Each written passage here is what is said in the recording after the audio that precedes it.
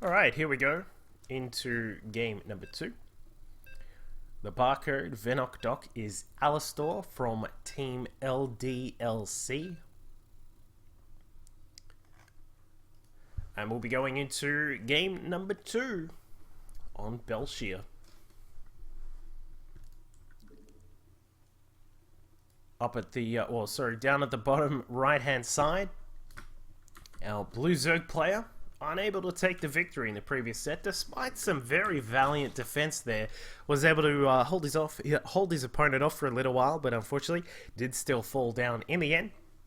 From Team LDLC, it is Alastor. And his opponent up at the top left-hand side has our Red Zerg player playing for Team Root Gaming. It is Yugioh.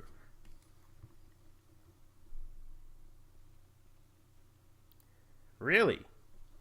Yugioh, Tenpool bailing both of his last games in Zerg vs. Zerg. Fair enough, yeah, alright. Well, he just did that, and we'll see if he's going to do a similar thing here. He is, however, just about to finish up an Overlord, so we're not going to see another one coming out of Yugioh this time. Going to play a little bit more standard. Of course, Yugioh, formerly of Slayers, becoming a free agent when Slayers disbanded, being picked up by Root Gaming, a great acquisition for the Root Gaming team. Really nice to see them pick up a high-quality Korean Zerg player. You all know the Korean Zergs are damn good. Apparently that Life guy, he's pretty good, I hear. He's pretty good at this game. Spawning pools coming up from both players. Interesting to see. You generally do see a lot of Zerg players will be happy to throw down the hatchery first, and then just sort of, set up some defense after that to defend against run-bys and these kinds of things. But it looks as if they are going to play it a little bit safer this time. Drone's going to head down towards the natural here for Alastor. We can see Yugioh doing the similar sort of thing, just slightly delayed for a moment there. But Yugioh is actually getting his gas up, so that is the cause of the delay. He's going to get a little bit more gas coming in a little bit faster. We spoke about the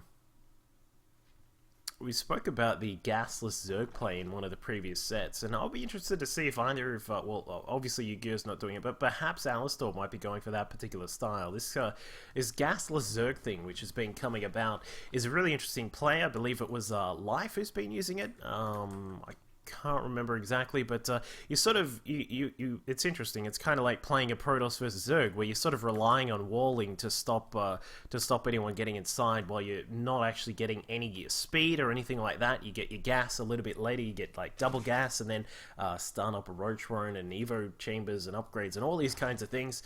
And it can be a really potent build. I do believe that Katz isn't a big fan of it, but I know that a lot of other players have been experimenting with it, and we do see a Spinecrawler starting out, so it looks as if, for the moment, Alastor is going to be playing around with no gas, so that means, of course, that there is no speed coming out for him. There will be no Banes available, and as we can see, a couple Lings going to make their way across. We're going to see what they can get inside the main. The Spine poking away. They won't be able to kill off this Ling before he's able to get the intel that he wanted, and this Zergling, all he wanted to do was catch what is going on in here. What kind of gas is being taken? Are there two gases? Is there only one? Is there none? And of course he's found that out, so now Yugioh will be able to make his adjustments based on that, and his adjustments include a lot of Lings. He's got his Zergling speed already started. It is over 2/3 of the way done. We've now got 20 Lings coming out for Yugioh. He said, alright, you're going to try and play this little bit more of a riskier style here that kind of relies on walling off at the front. Well, I'm not going to let that happen. I'm going to make a lot of Lings. We're going to send them straight across the map.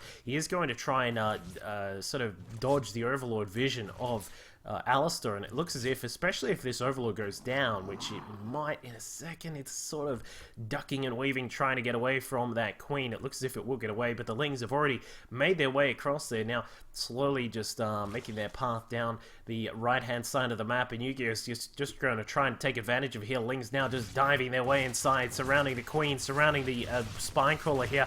Alastor forced to pick out some of the drones from the mineral line here to try and help with the defense. He is going to lose some of the drones. They go into stop mode for just a second there to try and divert the target, but the spine goes down. Lings are still coming through, and more Lings now being Lings now being built by Alastor, but of course they won't have speed, so they won't have the normal maneuverability.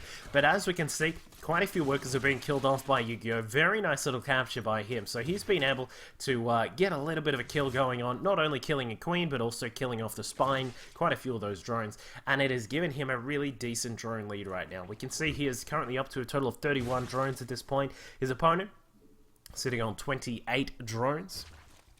We've got the Evo chamber now coming out, and you can assume another one's going to go down. There it is. He's going to, well, put that down in a second. The queen's standing in the way. I don't know what this lass is doing, but there we go. Does throw down the Evo chamber, the Roach Warren to try and set up that wall.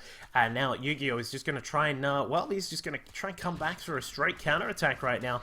It looks as if the full wall is up, I believe. Actually, there is a little bit of a hole here, but Yugioh, with his speed active, is now able to get really good surrounds on some of those units. We can see now that the drones, there is actually 2 holes. Oh my. Yugioh finds a way inside, surrounds the queen. Even more links now coming through. That hole in the wall is not a very nice thing at all. We can see there is a little bit of a hole just down on that southern edge if you didn't see it before. And now the links are streaming inside. So many links being built up by Yugioh. 16 more on the production tab. Bailey Nest is also just about complete, and that is a GG, a very swift 2-0 to Root Gaming's Yugioh.